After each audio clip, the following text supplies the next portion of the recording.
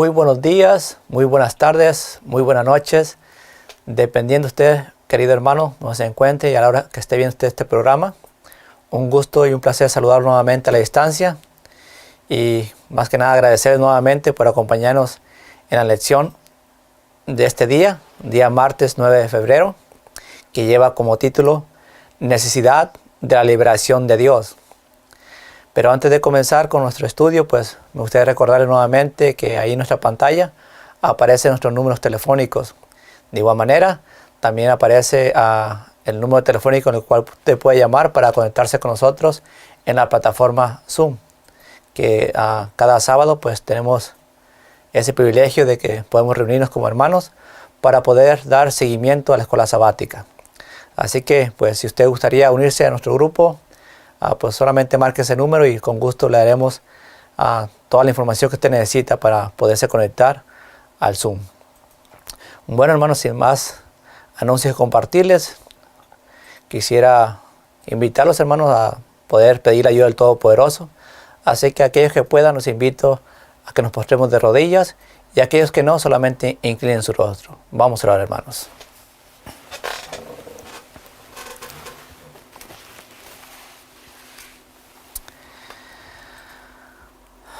Querido y amoroso Padre Celestial, venimos ante ti, Señor, en este momento, para darte las gracias primeramente, Señor, por el regalo de la vida. Agradecerte, Señor, porque aún siendo pecadores y malos, Señor, nos das el privilegio, Señor, de poder abrir tu santo libro, tus santas escrituras. Te pedimos de todo corazón, Señor, que no mires nuestro trapo de inmundicia, sino que nos veas a través de la justicia de tu Hijo amado. Y que de igual manera, Señor, puedas llenarnos de tu Espíritu Santo, Señor, para que nuestra mente y nuestros ojos espirituales, Señor, sean abiertos en estos momentos para poder entender y discernir correctamente, Señor, las cosas espirituales. Te pedimos, Señor, que envíes a tus santos ángeles, Señor, que estén alrededor de nosotros para que el enemigo, Señor, no pueda, Señor, distraernos, y que tampoco, Señor, pueda hacer que tu palabra, Señor, sea quitada de nuestra mente. Así que te pedimos, Señor, que tú dirijas esta clase, Señor, y que todo lo que se diga y se hable solamente sea para tu honra y para tu gloria. Así que te pedimos, Señor, que pues puedas bendecirnos en esta mañana y que puedas bendecir a aquellos hermanos que nos acompañan a través de estos medios. Señor, te pedimos todas estas cosas, no porque haya mérito alguno en nosotros, Señor, sino lo pedimos en el bendito nombre de tu Hijo amado, Cristo Jesús, para quien sea la honra, la gloria, por los siglos de los siglos. Amén, Señor. Amén.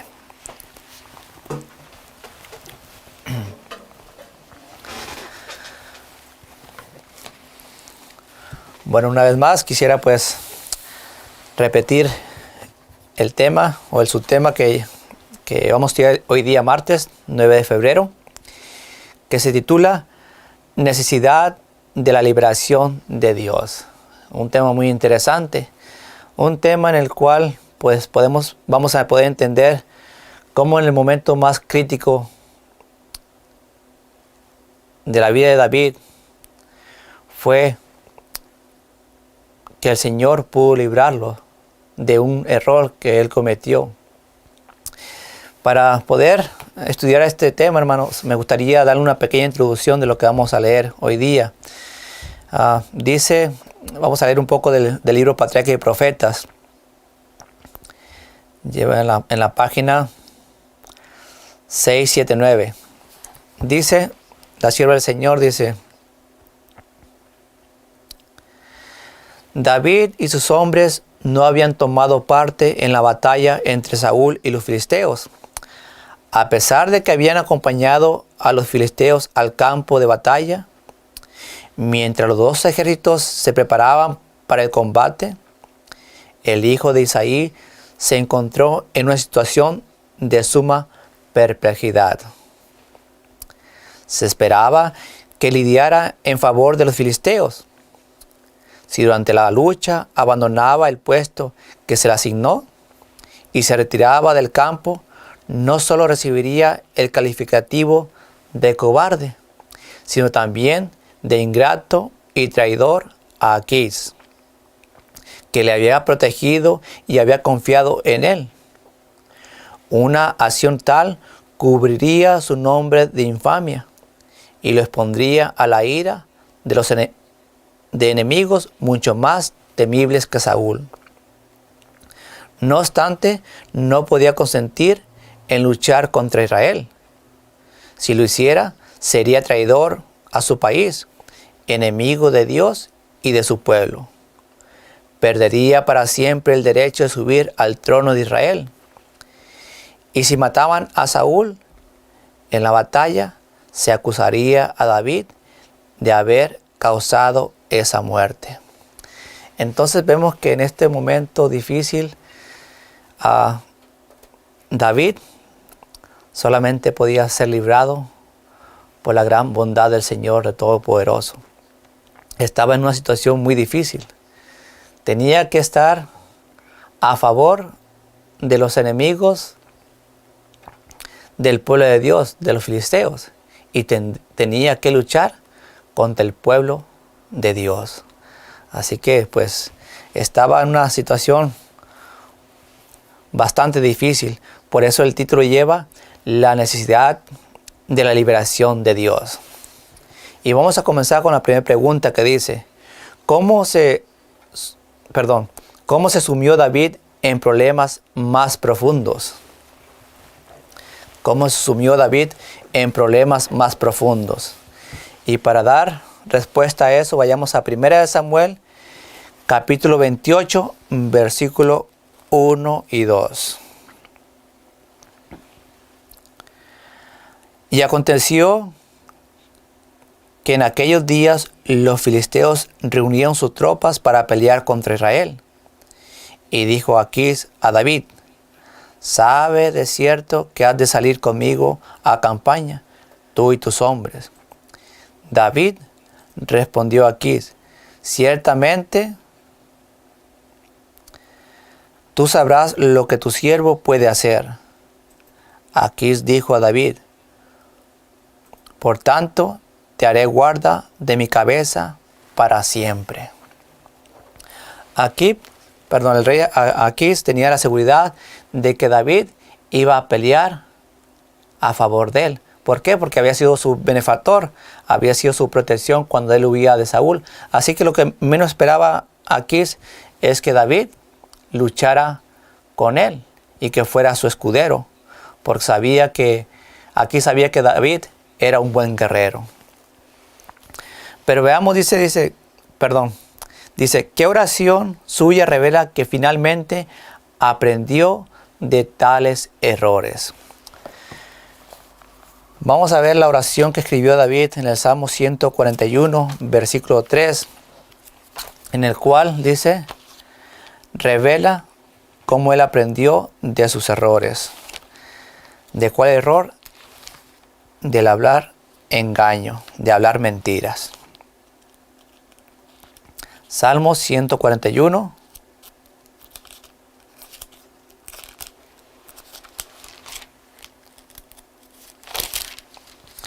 versículo 3, dice: pon guarda a mi boca, oh Jehová, guarda la puerta de mis labios. Pon guarda a mi boca, oh Jehová, guarda la puerta de mis labios. David sabía que por causa del engaño, por causa de la mentira, se había metido en este problema. Imagínense lo que le dijo Aquís a David. Nuevamente volvamos a 1 Samuel, capítulo 28, versículo 1, dice: y dijo Aquís a David: sabes que de cierto has de salir conmigo a campaña, tú y tus hombres. Aquí el ungido de Dios estaba recibiendo órdenes de un rey pagano. Algo que pues era algo que no podía pasar por la mente de David, que siendo él el ungido de Dios, ahora tenía que recibir órdenes de un rey pagano. A veces, hermanos, se nos hace fácil involucrarnos en cosas que no son agradables delante de Dios, y a veces dudamos en confiar en las promesas de Dios y actuamos por impulso o creemos que estamos haciendo correctamente bien ante nuestros ojos, y hablamos y decimos palabras que quizás después no vamos a poder cumplir, y es algo vergonzoso. Por eso dice que todos los que ponen freno continuamente a sus propias palabras hacen lo que le agrada a Dios. Los que ponen frenos a sus propias palabras, dice, que agradan a Dios. Por eso, hermano, la lengua o el hablar es algo muy importante. De ahí depende la vida y la muerte. ¿Y por qué es tan importante? Bueno, es tan importante porque, bueno, cuando usted da la palabra, cuando sale la palabra de su boca, usted tiene que cumplir lo que ha dicho o retener lo que ha afirmado. Tan importante es que en la Biblia, hermanos, se dedicó un capítulo completo para hablar acerca de la lengua. Me imagino que ustedes ya saben que en el libro de Santiago en el capítulo 3, habló referente a la lengua. Leamos. Por el tiempo no vamos a poder leer todo el capítulo, pero solamente veremos unos versículos. Por ejemplo, capítulo 3, versículo 2. Porque todos ofendemos en muchas cosas, dice. Si alguno no ofende en palabra, este es varón perfecto, capaz también de refrenar todo su cuerpo. Okay. Aquel que puede refrenar, dice, su lengua, puede refrenar todo su cuerpo y llega a ser varón perfecto. También dice, en el versículo 8, por ejemplo, también, porque ningún hombre, dice, puede domar la lengua, que es un mal sin freno, llena de veneno mortal. Okay. Versículo 10 dice, de una misma boca procede maldición y bendición. Hermanos míos, dice, eso no debería ser así. Entonces vemos cómo Santiago se tomó el tiempo por la inspiración divina de escribir un capítulo completo para hablar referente a nuestra lengua, para hablar referente a lo que debemos de hablar y no hablar. Y cómo debemos poner freno en la lengua, porque dice que la lengua es llena de veneno mortal. Dice la sierva del Señor en Patriarca y Profeta, dice, David no tenía intenciones de alzar su mano contra su pueblo, pero no estaba seguro de la conducta que debía seguir, hasta que las circunstancias le indicaran su deber. Contestó al rey evasivamente y le dijo, sabrás pues lo que hará tu siervo. Achís interpretó esas palabras como una promesa de ayuda en la guerra que se aproximaba, y prometió otorgarle a David grandes honores y darle un elevado cargo en la corte filistea. Okay. Nuevamente dice, sabrá pues lo que hará tu siervo. Él todavía estaba deciso qué iba a hacer en ese momento tan decisivo. Si realmente defendería a su benefactor, aquel que lo protegió cuando era seguido por Saúl, o realmente iba a ayudar al pueblo de Dios a vencer a sus enemigos, los filisteos. Así que, pero dice que Achís interpretó esas palabras como una promesa de que David lo ayudaría en esta guerra que se aproximaba. Y no solamente lo tomó como un sí, sino que dice todavía le prometió, dice, otorgarle a David grandes honores y darle un elevado cargo en las cortes filisteas. Vayamos a la siguiente pregunta, hermanos. Dice, a pesar del error de David, ¿cómo libró el Señor misericordiosamente de su problema con Achís? Vamos a 1 Samuel, capítulo 29, versículo 5. cómo libró el Señor misericordiosamente de sus problemas con Aquís. Samuel, 1 Samuel, capítulo 29, versículo 1 al 5. Vamos a ver cómo el Señor pudo ayudar a David en el gran error que había cometido y en la situación tan difícil que él estaba. Y los filisteos, dice, reunieron todas sus tropas en Afec, e Israel acampó junto a la fuente que estaba en Jeresel. Y cuando los príncipes de los filisteos pasaban revistas a sus compañías de a 100 y de a 1000 hombres, David y sus hombres iban en la retaguardia con Aquís. Y dijeron los príncipes de los filisteos: ¿qué hace aquí estos hebreos? Y Aquís respondió a los príncipes de los filisteos: ¿no es este David, el siervo de Saúl, rey de Israel, que ha estado conmigo algunos días o algunos años, y no ha hallado falta en él desde el día que pasó a mí hasta hoy? Entonces los príncipes de los filisteos se enojaron contra él y dijeron: envía este hombre que se vuelva al lugar que le señalaste, y no venga contra nosotros a la batalla, no sea que en la batalla se nos vuelva enemigo. Porque ¿con qué cosa volvería mejor a la gracia de su Señor que con la cabeza de estos hombres? ¿No es este David de quien cantaban con danza diciendo: Saúl hirió sus 1000 y David a sus 10,000? Entonces los filisteos, los reyes filisteos, no olvidaban aquella gran batalla que tuvo David con Goliat. Así que ellos tenían miedo, sabían que David era un guerrero muy fuerte. Sabía que con una sola piedra había vencido al gran temible guerrero Goliat. Así que ellos no querían correr riesgo.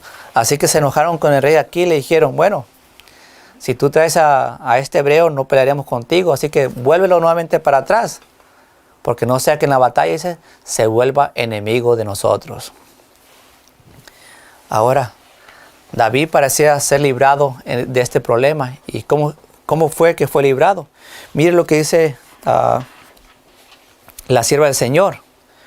Hubiera, dice, sido mucho mejor para él hallar refugio en las poderosas fortalezas de la montaña de Dios, que entre los enemigos declarados de Jehová y su pueblo.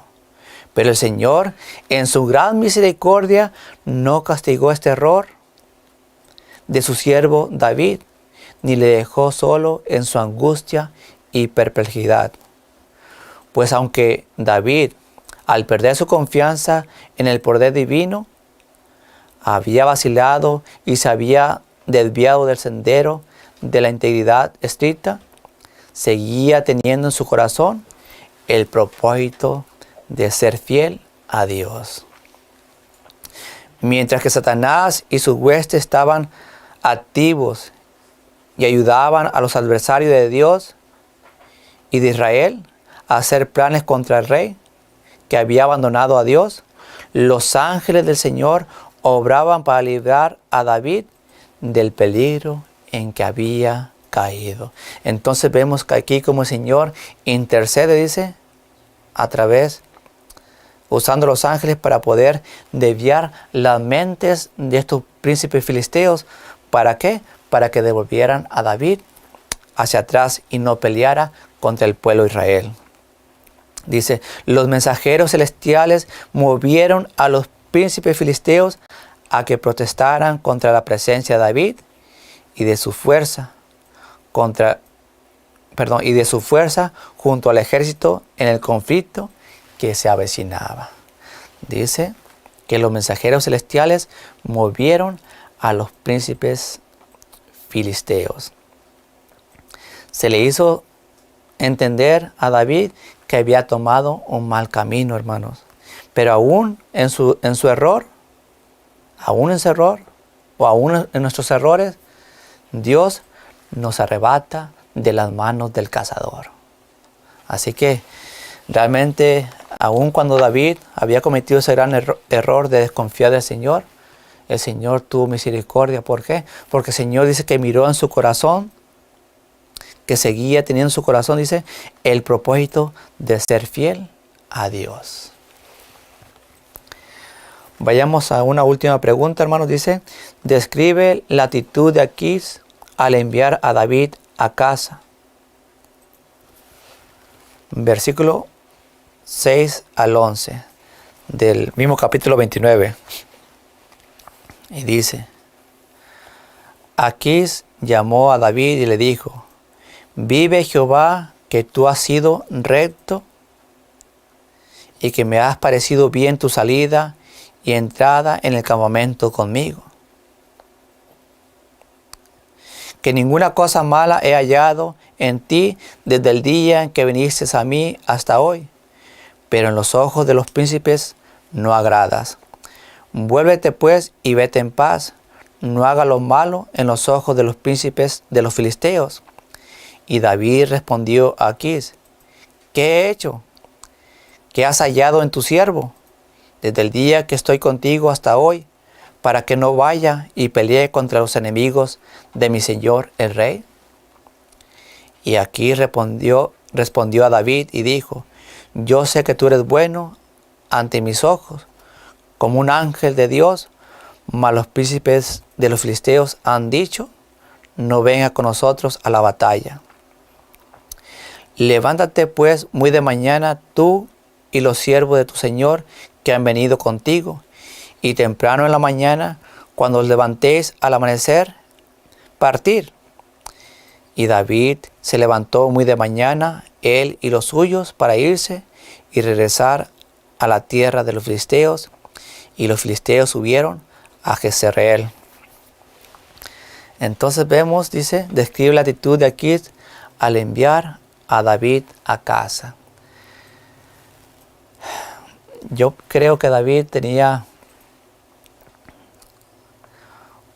una actitud honesta ante los ojos del rey pagano, porque aún el rey pagano podía ver que David servía a Jehová.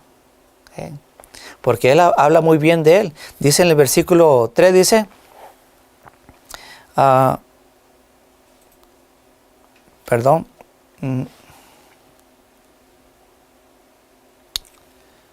dice que ha estado conmigo algunos días, dice, y algunos años, y no he hallado falta en él desde el día que se pasó a mí hasta hoy. Y luego en el versículo 6 dice, vive Jehová, que tú has sido recto, dice, delante de mí. Y en el versículo 9 dice que David era, dice, como un ángel de Dios ante los ojos de este rey pagano. Bueno, yo pienso que no es la primera vez que un pagano reconoce que realmente Jehová tiene el poder de cambiar la actitud de los hombres, mostrar realmente quién es Él. Lo podemos ver en el tiempo de Daniel, en el tiempo también de los 3 hebreos, como Nabucodonosor pudo reconocer al Hijo del Hombre a través de ellos. Así que realmente vemos que la actitud de David ante los ojos de este rey pagano era muy buena. Y dice otra pregunta, dice, ¿qué sentimientos debe haber despertado esto en David? Y dice la sierva del Señor, la contestación de Achís debió causar en el corazón de David un estremecimiento de vergüenza y remordimiento a recordarle cuál indigno de un siervo de Jehová eran los engaños hasta los cuales se habían rebajado. Realmente David pudo entender esa situación, hermanos. Que el engaño no nos lleva a nada bueno. ¿Quién quisiera tener la reputación que tenía Natanael? ¿Recuerda a Natanael? cuando Jesús lo encontró, ¿qué fue lo que dijo Jesús de Natanael? Ojalá que todos pudiéramos tener esa misma reputación. Si vamos al libro de Juan, en el capítulo 1, versículo 47 dice, Jesús viendo que Natanael venía hacia él, dijo, he aquí, dice, un verdadero israelita en quien no hay engaño. ¿Quién no quisiera tener esta reputación que tenía Natanael? Dice, que en él no había engaño. Ojalá que podamos llegar a ese estandarte que tenía Natanael, que no había engaño sino rectitud en lo que él hacía. Pero David en sus errores pudo aprender, y ojalá nosotros podamos aprender también de nuestros errores. Y por eso dejó escrito este Salmo 120, en el cual él comprendió que el engaño no traía nada bueno. Dice el Salmo 120.